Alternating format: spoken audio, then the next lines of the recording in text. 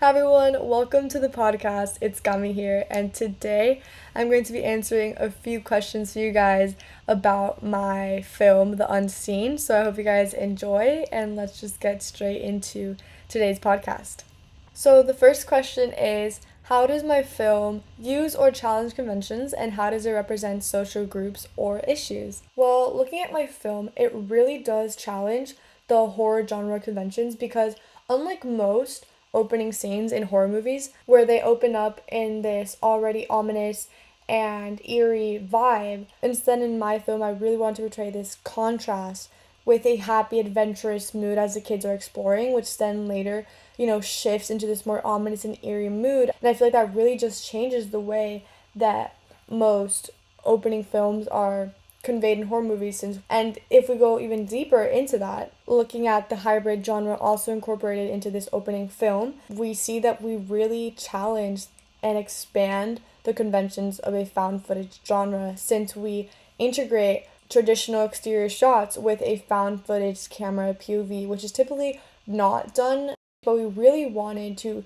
just convey this different experience to our audience where kind of step into the shoes of those investigators, and especially as the movie progresses they will continue doing that in like different ways, but really for this opening scene we wanted our audience to be in the shoes of our investigators. Now moving on to the representation of social groups, we really wanted to represent this teenage group that is portrayed in so many different films where they're just a group of teens that are adventurous and they're always somehow getting themselves into trouble. That's really what we wanted to convey when you saw our group of teenagers, and we really did add some stereotypes when it came to the characters that were in that group. So we had, the Joker, the one that really doesn't think that anything is serious, like, and they're just bothering the group cast, and then we have the one who's a little more scared and they're like, guys, we shouldn't go in there, like maybe we shouldn't be here.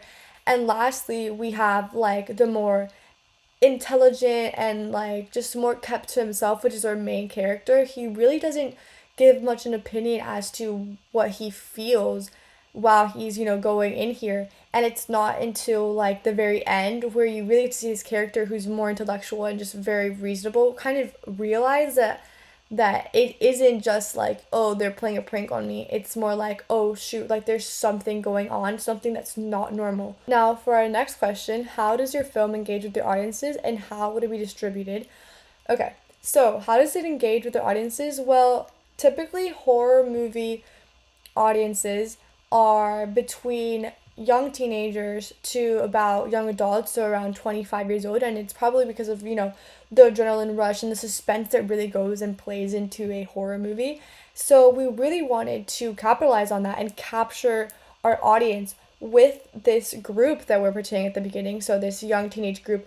We really wanted it to represent our audience, and we did this by really making sure that the outfits of the characters in this movie represented outfits that a normal teenager would wear. So we really took the clothes out of our own closets and we made sure that the script was left to improvise so that we could really add that our own teenage slang that other teenagers could really, connect with and really just engage our audience in the sense that they can truly relate to the characters in this opening film.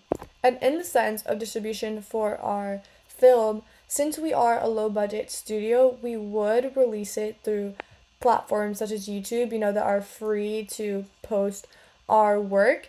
And then the way we would market and just bring people, to watch this movie is through social media, since it's where most teenagers and young adults are found. So we would create an account and just promote through trailers and movie posters and then redirect them into like platforms such as YouTube and things like that so they could watch our film there. And I feel like that's the way we would really be able to distribute our film. With that being said, I think those are all the questions I had to answer for you guys today. So I really hope you guys enjoyed this podcast.